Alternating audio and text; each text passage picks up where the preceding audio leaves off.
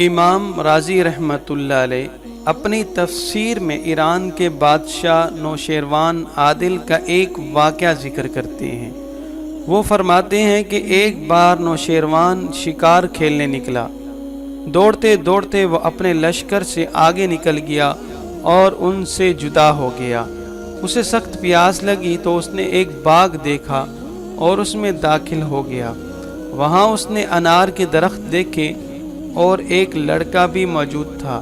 نوشیروان نے اس لڑکے سے کہا، مجھے ایک انار لا دو۔ لڑکے نے ایک انار لا کر دیا۔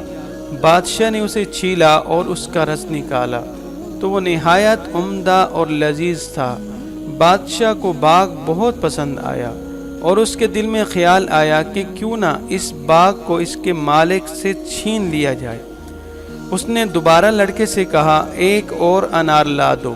لڑکے نے ایک اور انار لا کر دیا، مگر جب بادشاہ نے اس کا رس نکالا تو وہ بہت تھوڑا اور تش بد مزہ تھا۔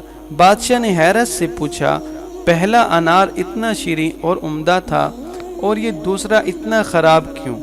لڑکے نے جواب دیا، شاید بادشاہ کے دل میں ظلم کا ارادہ پیدا ہو گیا ہے اور اسی ارادہ ظلم کی نحوست کی وجہ سے انار کا ذائقہ بدل گیا ہے۔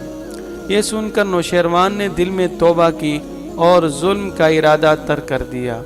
پھر اس نے لڑکے سے کہا، ایک اور انار لا دو۔ اس بار جو انار لایا گیا وہ پہلے دونوں سے بھی زیادہ شیریں اور خوش ذائقہ تھا۔ بادشاہ نے حیرت سے پوچھا، اب یہ انار پہلے سے بھی بہتر کیوں ہے؟ لڑکے نے عرض کیا، شاید بادشاہ نے ظلم سے توبہ کر لی ہے، اس لیے برکت لوٹ آئی ہے۔ یہ سن کر نوشیروان بہت متاثر ہوا اور اس واقعے کو عبرت بنا کر توبہ نصوح کی اور عہد کیا کہ آئندہ ظلم اور گناہ سے باز رہے گا۔